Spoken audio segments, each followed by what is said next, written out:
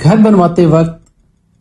Contractor के साथ घर की पैमाइश कैसे की जाए। आज हम इस टॉपिक को लेकर हाजिर हुए हैं। मैं हूं मसूद रिजवी। आप देख रहे हैं हमारा यूट्यूब चैनल। सबसे पहले आप हमारा चैनल सब्सक्राइब कीजिए, वीडियो को लाइक कीजिए और बेल आइकन को प्रेस कीजिए ताकि आपको आने वाली हमारी वीडियोस बर वक्त मिलती रहें। व्यूअर्स, आज हम इस टॉपिक को लेकर आए हैं कि कोई भी शख्स अगर कोई अपना घर बनवाता है तो उस घर को बनवाने के लिए उसकी पैमाइश कॉन्ट्रैक्टर के साथ कैसे की जाए। ये एक बहुत ही इम्पोर्टेंट टॉपिक है जो मैं लेकर आपकी खिदमत में हाजिर हुआ हूँ। बहुत से कॉन्ट्रैक्टर और बहुत से लोग जो कॉन्ट्रैक्ट देते हैं उनको इस चीज़ का आइडिया नहीं होता। अगर हम एक एग्जांपल मैं दूँ 10 मरला प्लॉट की,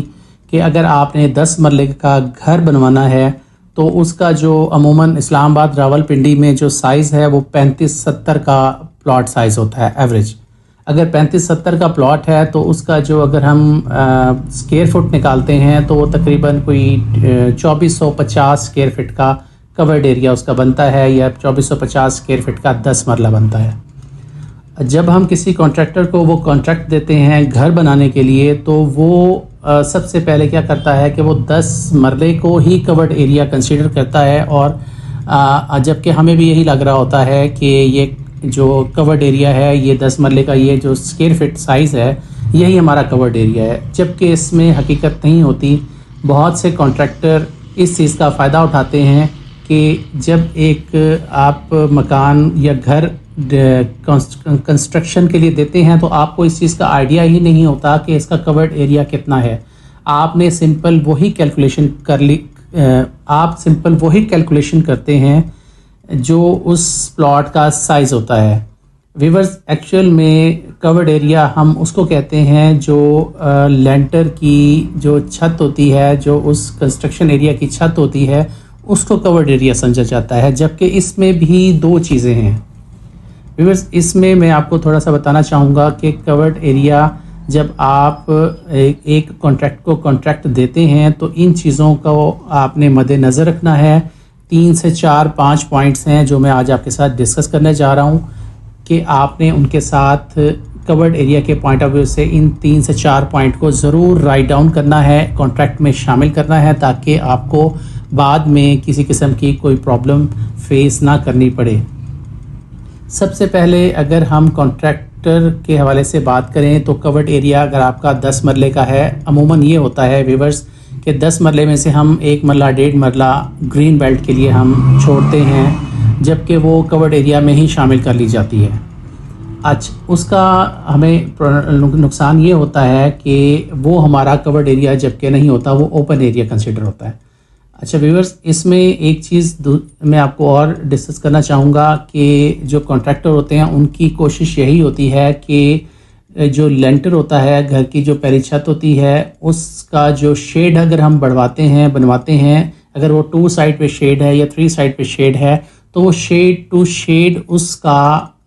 जो कवर्ड एरिया है वो कंसीडर करते हैं, जबकि ऐसा नहीं है। कवर्ड एरिया दीवार से दीवार तक एक्चुअल कंसीडर किया जाता है। व्यूअर्स, अगर आपने लेंटर की जो शेड्स हैं, अगर शेड्स टू शेड आपने उसको कॉन्ट्रैक्ट दिया है तो वो उसमें शामिल करवाएं, और अगर उसमें आपने दीवार से दीवार तक का कवर्ड एरिया है तो फिर वही आप कंसीडर करेंगे। जो बाहर वाले शेड होंगे उसको इंक्लूड उन रेट्स में शामिल नहीं किया जाएगा, उन स्क्वायर फीट्स में शामिल नहीं किया जाएगा। इसके अलावा मैं आप दूसरे नंबर पे जो मेन चीज़ ये आती है, अमूमन ये देखने में आया है कि कॉन्ट्रैक्टर जब कॉन्ट्रैक्ट लेता है तो उसकी जो बाउंड्री वाल होती है वो कंप्लीट करने के बाद बाउंड्री वाल के अलहदा से चार्ज किए जाते हैं। व्यूअर्स, ये चीज़ आपने उस कॉन्ट्रैक्ट में शामिल करवानी है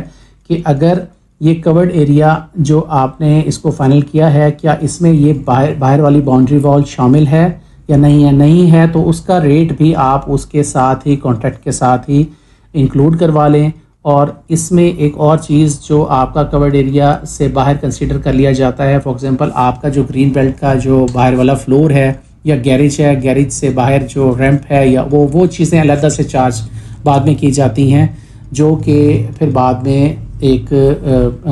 दोनों کانٹریکٹر اور جو کانٹریکٹ دے رہا ہوتا ہے اس کے درمیان میں پھر یہاں آ کے بدمزگی عموماً پیدا ہوتی ہے، اور ریٹس میں اور پھر چیزوں میں لے کے عموماً بریک ڈاؤن بھی ہو جاتا ہے آپس میں، اور ان چیزوں میں پیسوں کے پوائنٹ آف ویو سے. جبکہ ایک جو گھر بنوا رہا ہوتا ہے اس کا ایک بجٹ ہوتا ہے، اس کو پتہ ہوتا ہے کہ میرا یہ بجٹ ہے، کانٹریکٹر کے ساتھ میں نے یہ ایک لم سم طے کیا ہے اور اس کے اندر ہی میں نے اس کو چلنا ہے. لیکن بعد میں بہت ساری چیزیں ایکسٹرا نکلتی ہیں جو آپ کے لیے پینفل ہوتی ہیں. تو ویورز، ایسی تمام پوائنٹس کو آپ اس کانٹریکٹ کے ساتھ ایک ریٹن ایک ایگریمنٹ کر لیں، سائن کریں، جس میں یہ پوائنٹس آپ نے ضرور اس میں رائٹ ڈاؤن کروانے ہیں، تاکہ اس کو یہ پتہ ہو کہ میں نے یہ ان چیزوں کا کوئی علیحدہ چارج نہیں کرنا. اگر وہ ان چیزوں سے ہٹ کر ریٹ جو آپ کے ساتھ ڈیسائیڈ ہو رہا ہے پر اسکوائر فٹ کا، اگر وہ اس سے ایکسٹرا تھوڑا چارج کرتا ہے تو وہ آپ اس کو ساتھ ہی رائٹ ڈاؤن کریں اور اس کے اندر وہ تمام چیزیں ایڈ اپ کریں کہ یہ چیزیں آپ نے کمپلیٹ کر کے دینی ہیں. اور اگر ہم بات کرتے ہیں اس کے علاوہ اسٹیئرس کی، عموماً یہ ہوتا ہے کہ اسٹیئرس کے لیے بھی علیحدہ سے چارج کیا جاتا ہے اسکوائر فٹ کو. ویورز، میں آپ کے ساتھ ایک چیز اور ڈسکس کرنا چاہوں گا پیمنٹ میڈیول کے حوالے سے. جب آپ کسی کو گھر کانٹریکٹ کے لیے دیتے ہیں تو اس کو یکمشت پیمنٹ مت کریں، اس کو اس کی ڈیمانڈ کے مطابق پیمنٹ مت دیں. آپ اس کے کچھ پورشنز بنائیں، اس کے سٹیپس رکھیں کہ اگر آپ نے ایک 10 مرلے کا یونٹ تیار کروانا ہے اور اس کو اگر آپ نے ایک سنگل سٹوری بنوانا ہے تو اس کو آپ 4 to 5 ہیڈس میں اس کی پیمنٹس کریں.